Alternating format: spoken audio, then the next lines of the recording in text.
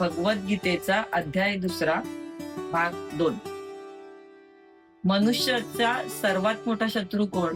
मनुष्यांचा सर्वात मोठा शत्रू हा त्यांचा स्वतः अस्थिर मन आणि अनियंत्रित इंद्रिय आहे.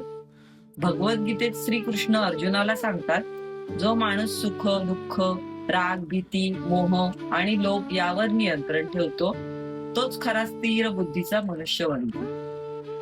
फक्त बाहेरचं युद्ध जिंकून उपयोग नाही, खरं युद्ध आत चाललेलं असतं, मन आणि आत्म्यामध्ये.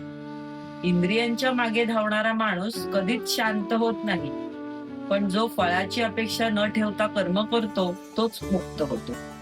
गीता सांगते, तुझा अधिकार फक्त कर्मावर आहे, फळावर नाही.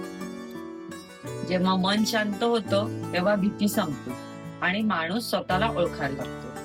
म्हणूनच स्वतःचं मन जिंका, कारण जग जिंकण्यापूर्वी स्वतःवर विजय मिळवणं आवश्यक आहे.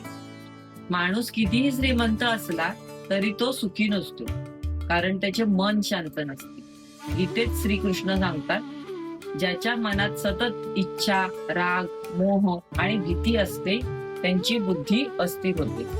इंद्रियांच्या मागे धावत राहणारा माणूस स्वतःलाच हरवतो. एका इच्छेतून आसक्ती जन्म घेते, आसक्तीतून क्रोध, क्रोधातून मोह आणि शेवटी बुद्धीचा नाश. पण जो माणूस स्वतःवर मनावर नियंत्रण ठेवतो तो समुद्रासारखा शांत राहतो.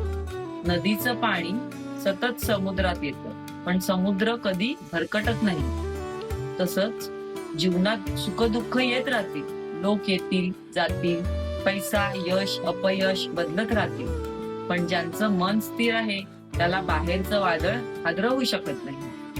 गीता सांगते, शांती बाहेर नाही, ती मनाच्या नियंत्रणात आहे. म्हणून इंद्रियांचा गुलाम बनू नका, स्वतःचे मनाचे राजे बना.